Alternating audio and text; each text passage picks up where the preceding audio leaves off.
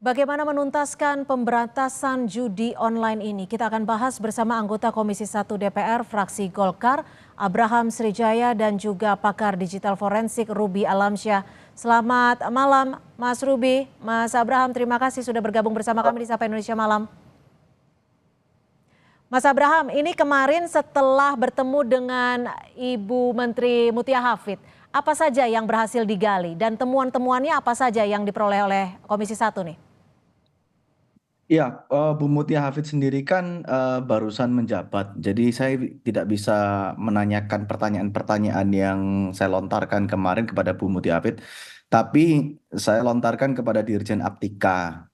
Tapi saya tidak mendapatkan apa-apa. Mhm. Jadi Dirjen itu hanya menjawab ya memang butuh reformasi dan lain-lain, ya jawaban yang sangat tidak memuaskan.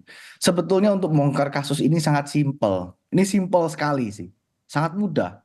Karena apa? Karena disebutkan oleh Pak Dirkrimum tadi, ada seorang tersangka bernama AK Ya, yang tidak lulus ujian seleksi. tapi bisa Namun, masuk. tapi bisa masuk, dipekerjakan, dan memiliki kewenangan untuk blokir Ya. dan membuka blokir. Mhm. Pertanyaannya, siapa yang mempekerjakan dia? Yaitu jadi tersangka. Hmm. Nah, Nah, itu kemarin saat bertemu dengan dari Kemkomdigi, Dirjennya ikut menjelaskan tidak? Turut ditanya tidak soal ini? saya saya gini, pada fakta terkait dengan AK ini diutarakan setelah kami raker dengan Komdigi. Tapi saya mengutarakan kepada Dirjen Aptika dalam rapat tersebut bahwa eh formil terkait pemblokiran situs ini diatur dalam Peraturan Kominfo nomor 19 tahun 2014. Nah, tapi faktanya yang ditemukan oleh kepolisian bahwa proses pemblokiran ini Mhm. diciptakan SOP baru katanya.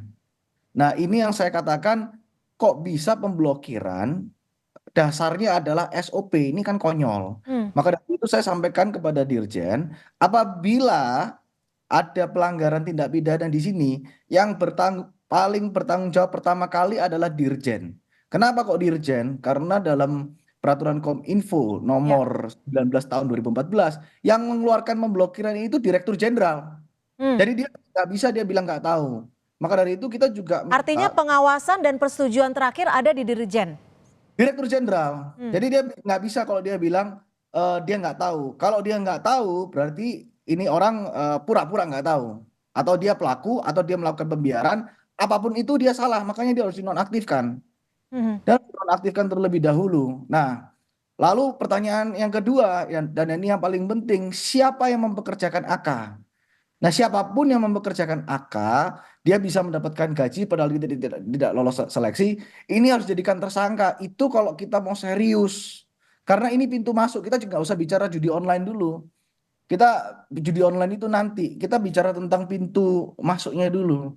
Kalau misalnya di pintu masuk ini nggak diperbaiki Tapi dan kita tapi gini, Mas Abraham, kan sebenarnya sempat ada pergantian Dirjen dari Pak Samuel Pangerapan. nggak ada masalah mau ada pergantian Dirjen atau nggak ada pergantian Dirjen karena kejadian ini sudah berlangsung di saat Dirjen yang sekarang. Ini sudah berlangsung selama berbulan-bulan. Harusnya kalau misalnya seorang dirjen dia harus cek dong peraturan pemblokiran aturannya mana.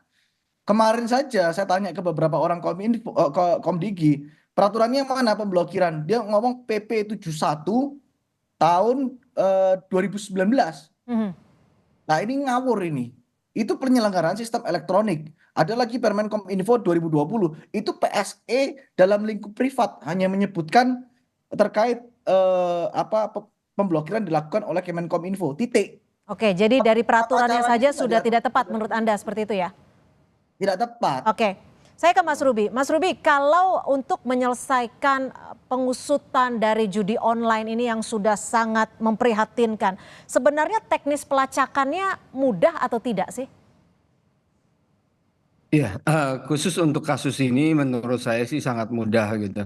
Karena cukup banyak pihak yang sudah ditetapkan jadi tersangka, otomatis juga banyak digital evidence ataupun digital device yang menyangkut ataupun nempel di mereka gitu, para pelaku gitu kan. Nah, dari digital device mereka baik yang pribadi maupun yang digunakan untuk keperluan sehari-hari di kantor ataupun untuk yang mereka gunakan di kantor satelit di Bekasi itu bisa diperiksa semua dengan Hmm. menggunakan digital forensik analysis itu dapat diungkap semua siapa yang merintah, siapa yang terima uang, siapa yang menjadi operator dan lain-lain, siapa yang melakukan illegal access kepada sistem pemblokiran Kominfo memang bila mana ada karena kita lihat ada orang Komdigi ada juga yang eksternal. Nah, dari bukti-bukti digital atau jejak-jejak digital tersebut saya yakin sangat mudah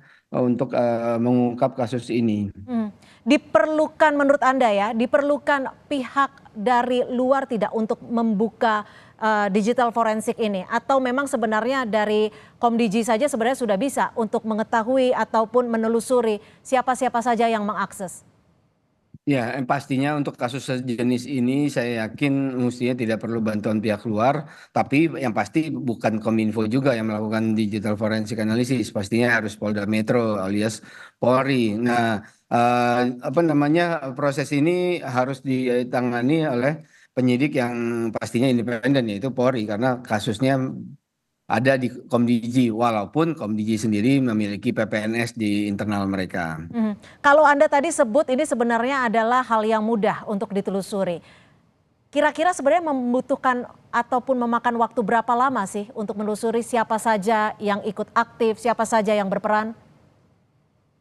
Kalau melihat dari jumlah orang, jumlah device dan complicated sistemnya mereka mesti 1-2 minggu sih udah selesai untuk proses digital forensik apa namanya analisis yang lengkap, yang komprehensif untuk kasus sejenis ini ya. Kita kan tidak menelusuri detail judi online-nya, tetapi para pelaku ini melakukan ilegal akses maupun melakukan apa hal-hal yang di Mhm. luar kewenangan mereka seperti apa dan Ya.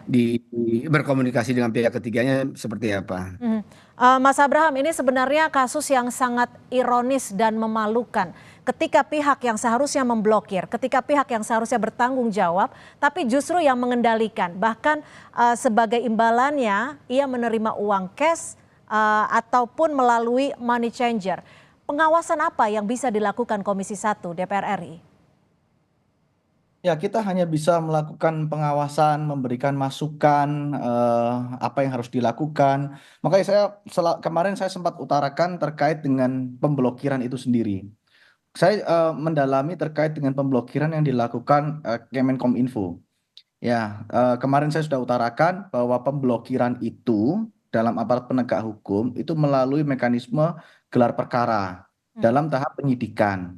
Nah, tapi kalau di Kominfo ini kami ingin tahu ini mekanisme pemblokiran ini seperti apa dan pengawasannya bagaimana.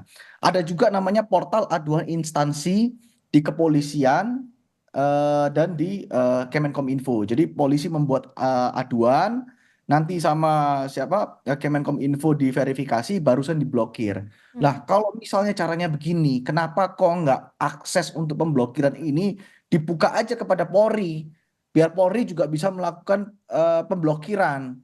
Apalagi di Pulau Jawa ini sudah ada 3 direktorat cyber, jadi Polri juga bisa melakukan pemblokiran, Kemenkominfo juga bisa melakukan pemblokiran agar lebih efektif. Hmm. Tapi eh, intinya yang kita butuhkan pada saat ini adalah kita harus mendukung Polri. Ini yang kita harus dukung Hmm. agar mereka berani dan terus mengungkap sampai ke akar-akarnya. Karena apa? Karena selama ini bola panas terkait dengan judol ini selalu dilemparkan ke Polri. Hmm. Ini ternyata dari pintu masuknya yang bermasalah. Dan ini Kak kita apresiasi sekali Polri Komisi dapat. 1 punya target tidak ataupun akan memanggil kembali Mutia Hafid untuk penanganan kasus judol ini? eh kami nggak bisa buka ya karena ini sedang dibicarakan dalam komisi dan bukan kapasitas saya untuk berbicara nanti ke depannya seperti apa.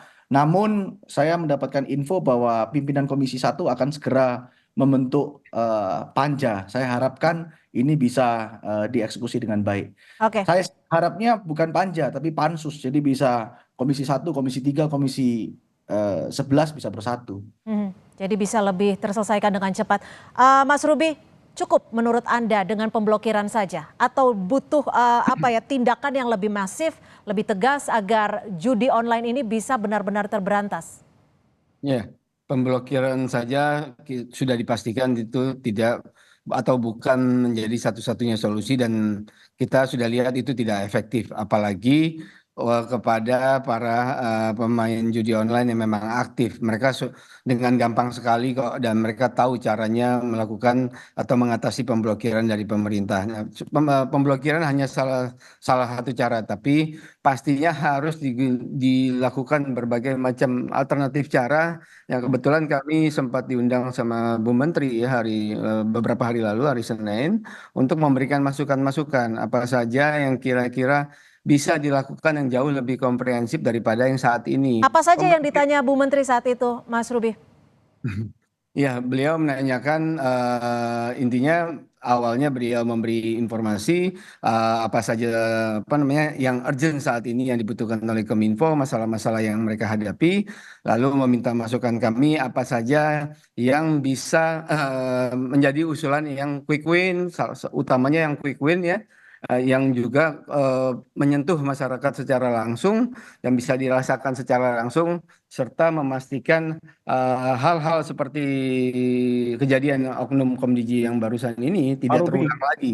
Dan mungkin saya kebetulan kami juga diajak oleh staf beliau untuk atas arahan beliau untuk memeriksa sistem pemblokiran Kominfo, SOP-nya sampai beberapa sistem di beberapa lantai yang Sudah berbeda. benar atau masih berantakan sesuai pemeriksaan Anda saat itu? Ya, berantakan sih kita kurang tepat ya ngomongnya, tetapi belum sesuai. Belum sesuainya utamanya kelihatan dari kasus ini adalah pengawasan. Seseorang ataupun sekelompok atau baik dari ketua tim pemblokiran maupun operator-operator di bawahnya itu memiliki wewenang pemblokiran, tetapi tidak ada yang melakukan pengawasan secara proper sehingga orang-orang yang memiliki kewenangan tersebut akhirnya merasa nggak ada yang mengawasi dengan proper, ada celah untuk mereka bermain seperti Oke, kemarin. artinya bisa disimpulkan bahwa audit pemblokirannya ini masih sangat minim, seperti itu ya? Masih sangat minim, bisa dibilang malah kesannya yang nggak ada atau randomnya terlalu random. Oke, Jadi dugaan sering Anda mungkin singkat bisa saja lewat. nih Mas Ruby, Ya. kalau dilihat atau dari penelusuran Anda selama hari Senin kemarin, ini tersangkanya bisa lebih tidak sih? Atau orang yang terlibat ini bisa lebih dari 15 orang tidak? Menurut pasti pengamatan jawab. saya pasti lebih. Pasti lebih. Sampai di bagian mana atau sampai di level mana? Apakah sampai di eselon 1, eselon 2? Itu saya nggak bisa menjawab saat ini. Pastinya nanti teman-teman Polri akan bisa mengungkap kasus ini pasti lebih optimal pastinya. Ini akan kelihatan sejelas-jelasnya seperti tadi sudah disampaikan Komisi 1 itu udah terang Baik. benderang ya bisa kelihatan. Baik, terima kasih Mas Ruby Alamsyah, pakar digital forensik, dan tentunya kami harapkan pengawasan yang lebih ketat lagi dari Komisi 1 DPR RI, Mas Abraham Srijaya. Terima kasih dari anggota Komisi 1 fraksi Partai Golkar. Selamat malam.